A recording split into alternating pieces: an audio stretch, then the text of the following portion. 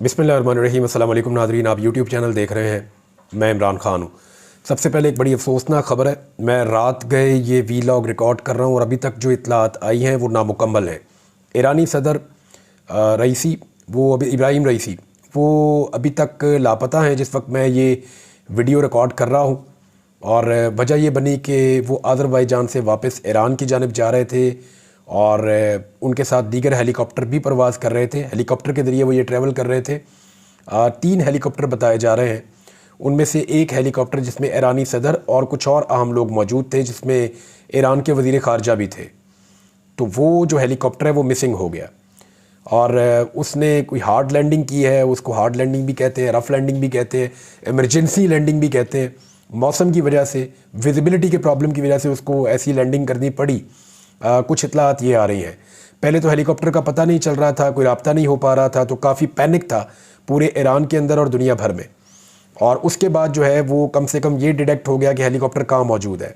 Helicopter जो है वो ढूंढ लिया गया है, ये पता चल गया है और बहुत सारी टीमें रवाना कर दी गई हैं। 14 टीमें ईरान ने भेजी हैं। उसके अलावा तुर्की ने फौरी तौर पर एक टीम रवाना की है। कुछ और ममालिक भी इसके अंदर हिस्सा लेने के लिए अपनी पेशकश कर चुके हैं और ईरानी सदर को बाहिफाजत ढूंढने का काम इस वक्त जारी है। देखिए, ईरानी सदर वो शख्सियत है, इस खत्ते की उन शख्सियात में से एक है जिनकी सिक्योरिटी के बड़े सीरियस कंसर्न्स और इश्यूज़ हैं। उनके कुछ मुल्कों के साथ मसाइल भी हैं, यानी जो मगरिब की ईरान के बारे में सोच है, अमेरिका की ईरान के बारे में सोच है, जो पाबंदियां हैं, फिर जिस तरह इसराइल के साथ उनका एक पंगा चल रहा है, कुछ मगरबी ममालिक के साथ उनके हालात ठीक नहीं रहते। तो ऐसी सूरत हाल में वो एक बहुत हाई प्रोफाइल शख्सियत है ईरानी सदर। उनका हेलीकॉप्टर जो है वो दीगर हेलीकॉप्टर के साथ प्रवास कर रहा था। उन्हीं के हेलीकॉप्टर को ये हादसा पेश आया या उसको इमरजेंसी लैंडिंग करनी पड़ी। और उसके बाद एक जो हौसला अफजा इतला आई अब तक मीडिया के मुताबिक वो ये है कि 2 मरतबा राब्ता ज़रूर हुआ है उन लोगों में से जो ईरानी सदर के हेलीकॉप्टर में मौजूद थे। तो ये एक हौसला अफजा बात है। खुदा न खास्ता अगर ये कोई खौफनाक और बड़ा हादसा होता तो राब्ता ना हो पाता उन लोगों से जो लोग ईरानी सदर के साथ उस हेलीकॉप्टर में मौजूद थे। लेकिन राब्ता हुआ है, ये बहुत अच्छी बात है। ईरानी सदर को बाहिफाजत वापस तेहरान पहुंचाने का जो काम है या महफूज मकाम पर पहुंचाने का जो काम है, ये सबसे इम्पॉर्टेंट है इस वक्त ईरान के लिए और पूरे खित्ते के लिए। रीज़न ये है कि इस वक्त उनके साथ उस लेवल की सिक्योरिटी मौजूद नहीं होगी। इमरजेंसी लैंडिंग है और इमरजेंसी लैंडिंग में आप जहाँ पे भी हेलीकॉप्टर उतारते हैं उस जगह के हालात जो हैं वो जिस तरह के है उस तरह की सिचुएशन का आपको सामना करना पड़ता है। और फिर ईरान में बहुत सारी चीज़ें ऐसी हैं जो फिर किसी दिन हम डिस्कस करेंगे। लेकिन ईरानी सदर जो हैं उनका बाहिफाजत महफूज मकाम पर पहुंच जाना ये इस वक्त सबकी प्रायोरिटी है। 14 टीमें ईरान ने रवाना की है और उम्मीद की जा रही है कि जल्द ईरानी सदर का पता चल जाएगा। और अगर अभी कोई इन्फॉर्मेशन आएगी भी तो मेरे ख्याल में जल्दी शेयर नहीं की जाएगी। शायद ईरानी हुकाम भी ये चाहेंगे कि ईरानी सदर अगर मिल भी गए हैं और वो मौजूद भी हैं तो उनकी हालत से मुताल्लिक और उनकी मूवमेंट से मुताल्लिक तब तक आगाह ना किया जाए जब तक कि वो खुद किसी महफूज मकाम पे मुंतकिल ना कर दिए जाएं। और यही एक पॉलिसी हो सकती है उनकी फर्दर हिफाजत को यकीनी बनाने के लिए। पाकिस्तानियों के साथ साथ यानी पूरे पाकिस्तानियों की तरफ से मेरी भी दुआ है और तमाम ममालिक के लोग दुआ कर रहे हैं, मुसलमान ममालिक के लोग ख़ास तौर पे, कि ईरानी सदर और उनके साथ मौजूद जो दीगर लोग हैं हेलीकॉप्टर में, अल्लाह ताला उनको महफूज रखे। हेलीकॉप्टर मिल गया है, अमले से 2 मरतबा राब्ता हुआ है, लेकिन अभी तक कन्फर्मेशन नहीं दी गई। किसी भी वक्त ये कन्फर्मेशन आ जाएगी। हो सकता है जिस वक्त आप ये वीलॉग देख रहे हो उस वक्त तक कन्फर्मेशन आ जाए। अब आ जाए नाज़रीन वो इशू जो पाकिस्तान को जिसने हिलाकर रख दिया पिछले 2 दिनों में, कि पाकिस्तानी तलबा के ऊपर बहुत बड़े पैमाने पर अटैक हुआ किर्गिस्तान में। कुछ तालिब इल्म ज़ख्मी हुए, कुछ के दरवाजे पीटे गए। यानी ये अटैक हरासमेंट इसको कहा जा सकता है। यानी टॉर्चर जो किया गया वो 2 दर्जन तलबा हो सकते हैं ज़्यादा से ज़्यादा जो इंजर्ड हुए हैं। कुछ इससे ज़्यादा भी हो सकते हैं, कुछ इससे कम भी हो सकते हैं। कुछ ज़्यादा इंजर्ड हुए हैं, कुछ कम हुए हैं। अल्लाह का शुक्र है कि कोई हमारा तालिब इल्म शहीद नहीं हुआ। तालिबात को और तलबा को जो हरासा किया गया है ये बड़ी खौफनाक चीज़ है। वो अपने मुल्क से दूर, बहुत दूर एक और मुल्क में है और वहाँ पे जो जत्थे हैं वो इकट्ठे होकर आते हैं, पुरतशद्दुद हुजूम आता है और वो उनके दरवाजे पीटता है और उनको बाहर निकालने की कोशिश करता है। ख़वातीन को और जो वहाँ पे नौजवान मौजूद हैं उनको हरासा किया जाता है। तो ये आज खुद एक बड़ी खौफनाक सिचुएशन है। कोई भी शख्स अपने बच्चे को उनकी जगह पे रख के देखे तो फिर दिल के हालात पता चलते हैं कि एक्चुअली वो लोग किस कर्ब से गुजरे हैं और उनके प्यारे पाकिस्तान में किस कर्ब से गुजरे हैं। एक तरफ तो हुकूमत बार बार एक बात कहती है, यानी झूठ की भी कोई हद होती है कि जिन लोगों ने ये खबर दी या जिन लोगों ने इस मामले को उठाया उन लोगों को झूठा करार दे रही है, उनके ऊपर एलिगेशंस लगा रही है और उनको टारगेट कर रही है हुकूमत की हुआ ही कुछ नहीं, आपने एवी बात का पतंगड़ बनाया हुआ है। एक तरफ तो ये वाला झूठ बोलते हैं और दूसरी तरफ एक और बात करते हैं। यानी वज़ीर इत्तलाआत ये कह रहा था कि शहबाज शरीफ 2 रातों से सोए ही नहीं इस मसले की वजह से। यानी हद होती है, एक तरफ आप कह रहे हैं हुआ ही कुछ नहीं और दूसरी तरफ आप कह रहे हैं शहबाज शरीफ 2 रातों से सोए ही नहीं। एक तरफ आप कह रहे हैं हुआ ही कुछ नहीं, दूसरी तरफ आप कह रहे हैं हम खुसूसी परवाज़ें भेजेंगे। एक तरफ आप कह रहे हैं कि हुआ ही कुछ नहीं, दूसरी तरफ आने वाले तलबा को आपका वज़ीर दाखिला एयरपोर्ट के ऊपर रिसीव करता है। एक तरफ आप कह रहे हैं हुआ ही कुछ नहीं, दूसरी तरफ आप अनाउंस करते हैं कि आपका वज़ीर खारजा जाएगा और बाद में आप उससे भी मुकर जाते हैं। तो एक तरफ आप ये क्यों कह रहे हैं कि हुआ ही कुछ नहीं और दूसरी तरफ आप कह रहे हैं कि हम तमाम इक़दाम उठाएंगे। एक्चुअली वहां पे जो हुआ है उसको छुपाने की कोशिश की जा रही है और सोशल मीडिया पे ये इल्ज़ाम डाला जा रहा है कि ये तो इनकी वजह से हुआ है। छुपाने की कोशिश किस धंधे को की जा रही है वो पिछले वीलॉग में मैंने आपको कुछ तफसीलात बताई है और ये तफसीलात आने वाले दिनों में अभी और खुलेंगी, इसके ऊपर हम काम कर रहे हैं। अब एक और चीज़ है, शहबाज शरीफ 2 रातों से सोए नहीं, ये इतना बड़ा झूठ है वज़ीर इत्तलाआत का, इतना बड़ा झूठ है कि इसको अभी मैं साबित कर देता हूं कि ये झूठा है। उसकी वजह यह है कि अगर शहबाज शरीफ 2 रातों से सोए नहीं तो पहली रात जब तुलबा को मार पड़ रही थी शहबाज शरीफ का सारी रात कोई पोस्ट दिखा दे, कोई एक्शन दिखा दे। 24 घंटे वज़ीर आज़म ऑफिस में लोग काम कर रहे होते हैं ना, कोई उन्होंने एक्शन लिया हो, कोई उन्होंने नोटिस लिया हो, कोई उन्होंने पोस्ट की हो, किसी जगह पे उन्होंने अहकामात जारी किए हो, पहली रात शहबाज शरीफ साहब सोते ही रहे हैं। पब्लिक चीखती रही, चिल्लाती रही, लोग सोशल मीडिया पर रोला डालते रहे, डिमांड करते रहे कि वज़ीर आज़म को जगाओ। और वज़ीर आज़म अगर जाग रहे होते और इसके लिए फिक्रमंद होते तो रात गए कोई उम्मीद तो दिलाते पाकिस्तानियों को। तो सारी रात गुजरने के बाद सुबह गवर्नमेंट का एक स्टेटमेंट आता है, उसमें वज़ीर आज़म फर्स्ट हैंड इन्वॉल्व नहीं होते। तो इसका मतलब यह है कि एक मरतबा फिर खुशामद के अंदर वज़ीर इत्तलाआत ने झूठ बोला है।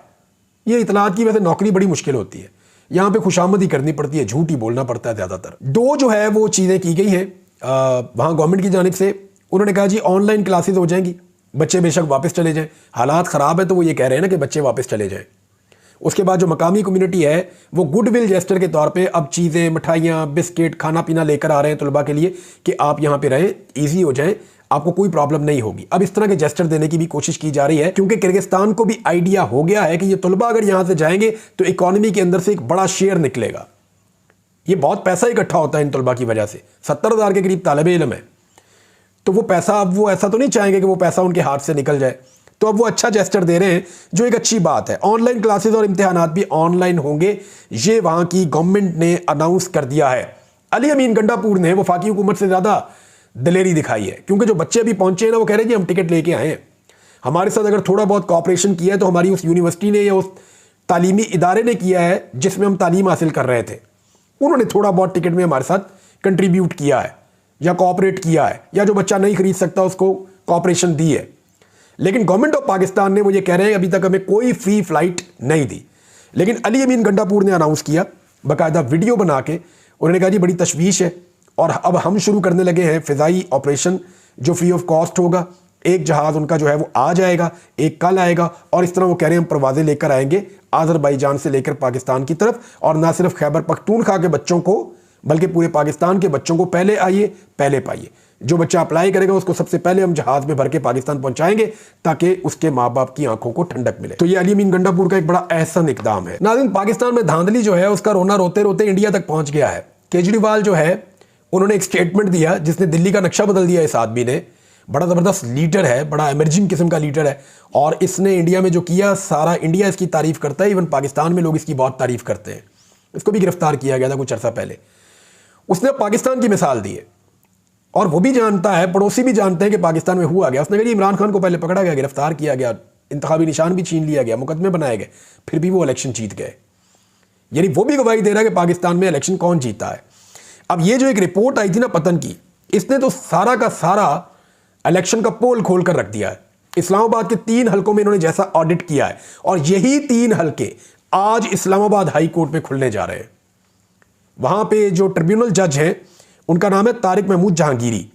उन्होंने पिछली पेशी के ऊपर हुक्म दिया था तीनों जीतने वाले उम्मीदवारों को, या जिनका जीत का नोटिफिकेशन जारी किया, एक्चुअली तो वो हार गए थे तीनों, और वो हारे भी तकरीबन बहुत लंबी लंबी लीड से, 50-50, 60-60 हज़ार से वो हारे इलेक्शन, और उनको हुक्म दिया था कि 20 तारीख को अपने अपने फॉर्म 46 और फॉर्म 45 आपने लेकर आने हैं।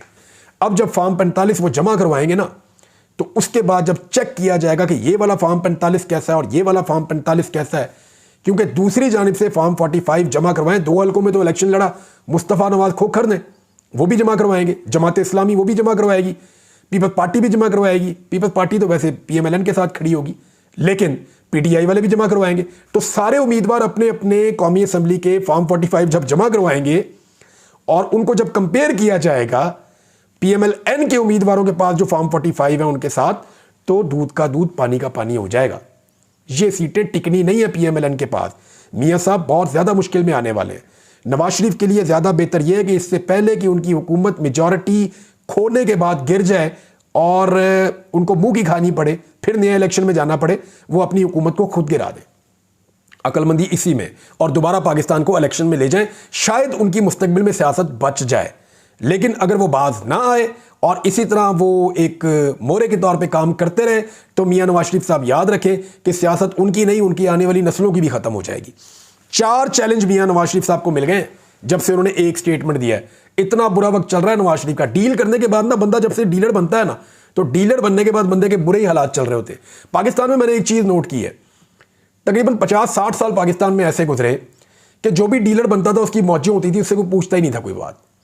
लेकिन अब सोशल मीडिया का एक ऐसा फिनोमिना है और पाकिस्तान की यूथ को इतनी अवेयरनेस आ गई है कि जो बंदा भी डीलर बनता है ना, उसका जीना हराम हो जाता है इस मुल्क में। 4 चैलेंजेस आ गए। मियां साहब ने एक इल्जाम लगाया साकिब निसार साहब पे। उन्होंने कहा जी मैं चैलेंज करता हूं, निकालो ऑडियो लेकर आओ, मैं बताता हूं आपको। साकिब निसार ने चैलेंज कर दिया कि नवाज शरीफ साहब लेकर आए ऑडियो। कहां पे मैंने कहा है कि इमरान खान को जो है वो जितवाना है, लेकर आना है, और नवाज शरीफ को और मरियम को अंदर रखना है? लेकर आओ ऑडियो, अब साबित करो, लाओ और साबित करो। तो नवाज शरीफ साहब वहां चुप करके बैठ गए, मुंह पे उंगली रख के। दूसरा उनको चैलेंज किया इरफान सिद्दीकी साहब ने। नवाज शरीफ ने कहा मुझे तो इमरान खान ने कहा था कि बनीगाला की सड़क बनाओ। इरफान सिद्दीकी ने कहा इमरान खान ने नहीं कहा था, इमरान खान ने बिल्कुल नहीं कहा था। बल्कि जब नवाज शरीफ वहां से वापस आ रहे थे तो उन्होंने खुद कहा कि सड़क टूटी हुई है, इसको बनवा देते हैं। दूसरा झूठ। तीसरा चैलेंज किया जी मदर अब्बास साहब ने। उन्होंने कहा मियां साहब आप खुद नहीं गए थे इमरान खान को मिलने बनीगाला, आपको उस वक्त के आर्मी चीफ ने भेजा था, आप उस वक्त भी एस्टेब्लिशमेंट की गोद में बैठे हुए थे, तो पूरा सच बोले, ये भी बताएं आप। और अब तारुल कादरी साहब भी फाइनली सामने आ गए। तारुल कादरी साहब ने भी चैलेंज कर दिया, क्योंकि नवाज शरीफ साहब ने कहा कि तारुल कादरी साहब लंदन में थे, वहां पे उस वक्त के ISI के चीफ गए और इन लोगों ने कोई खिचड़ी पकाई और लंदन प्लान बना। उन्होंने कहा जी साबित करें अब आप। तारुल कादरी साहब भी पीछे पड़ गए। मुझे तो ऐसा लगता है कि मरियम नवाज जो कानून बना रही है ना, ये जो टिकटॉकरे जो वहां पे कानून तैयार कर रही है मरियम नवाज की गवर्नमेंट पंजाब के अंदर, जिसको डेफेमेशन का लॉ कहते हैं, कि जनाब फटाफट फैसला हो जाएगा, फटाफट केस लगेगा और 3 पेशियों के अंदर फैसला हो जाएगा और फिर जुर्माना देना पड़ेगा। नवाज शरीफ को बहुत जुर्माना देना पड़ेगा जितना झूठ वो बोलते हैं। एक उनको जुर्माना देना पड़ेगा साकिब निसार को ऑडियो वाले मामले पे, एक उनको जुर्माना देना पड़ेगा इरफान सिद्दीकी को, एक उनको तारुल कादरी को भी जुर्माना देना पड़ेगा कि तारुल कादरी के खिलाफ अब वो साबित करें कि लंदन प्लान हुआ था और किस तरह हुआ था। तो मियां नवाज शरीफ साहब तो अपने ही किए में बार बार फंस जाते हैं। एक और चीज़ है, किसानों का जो लगातार नुकसान है उससे ये हुकूमत बाज नहीं आ रही। खैबर पख्तूनख्वा की हुकूमत जो गंदम खरीद रही थी उसका भी रास्ता बंद कर दिया। यानी पहले पंजाब के किसानों को मारा ऐसे कि बाहर से गंदम इंपोर्ट कर दी कि जी किसानों से हमने नहीं लेनी। किसानों को एक रेट दिया, कहा जी हम आपसे खरीदेंगे, किसान रख के बैठ गए, कहते अब नहीं लेंगे। अच्छा किसान ने तो बेचनी है बेचारे ने गंदम, वो जब मार्केट में बेचने जाता है, मार्केट में जो आड़ती है उसको पता है कि ये फंसा हुआ है, वो उसको 3900 रुपया देता नहीं है, उसको 3000 रुपये में लेता है एवरेज। तो उसका बेचारे का लगातार किसान का नुकसान हो रहा था। इतने में उनको उम्मीद की किरण ये मिली कि खैबर पख्तूनख्वा की हुकूमत ने कहा कि हम 3900 में पंजाब के किसान से गंदम खरीद लेते हैं। तो पंजाब की गवर्नमेंट ने वहां पे भी एक बॉर्डर बना दिया और गाड़ियां रोक दी। बकौल खैबर पख्तूनख्वा हुकूमत के उनको खरीदारी से रोका जा रहा है और परेशान किया जा रहा है। यानी किसान का कोई फायदा नहीं होने देना, जितना फायदा करना है वो मिडलमैन का, आड़ती का और ताजर का करना है, क्योंकि ताजरों की हुकूमत होती है, नॉर्मली PMLN की हुकूमत होती है। ये चाहते हैं कि जो कमीशन एजेंट है वो पैसा कमाए, किसान जो है वो भाड़ में जाए, किसान जो है वो बर्बाद हो जाए बेशक।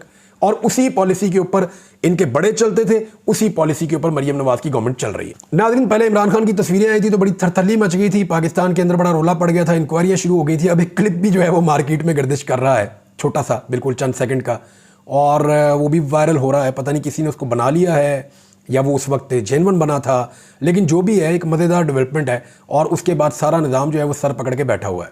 यानी जिस आदमी की एक तस्वीर दिखाने से डरते हैं, देखिए मियाँ साहब को अब ये बात समझनी पड़ेगी। मियाँ नवाज शरीफ साहब से मेरी गुजारिश है कि मियाँ साहब आप गौर कीजिए, आपने डील की, लोग आपका वैसे ही चेहरा नहीं देखना चाहते। यानी आप जहाँ पे आते हैं टीवी के ऊपर, आप वहाँ व्यूअरशिप देख लें, लोग देखते ही नहीं। आप सोशल मीडिया के ऊपर कुछ करते हैं, लोग आपको देखते ही नहीं, आपको पसंद ही नहीं करते।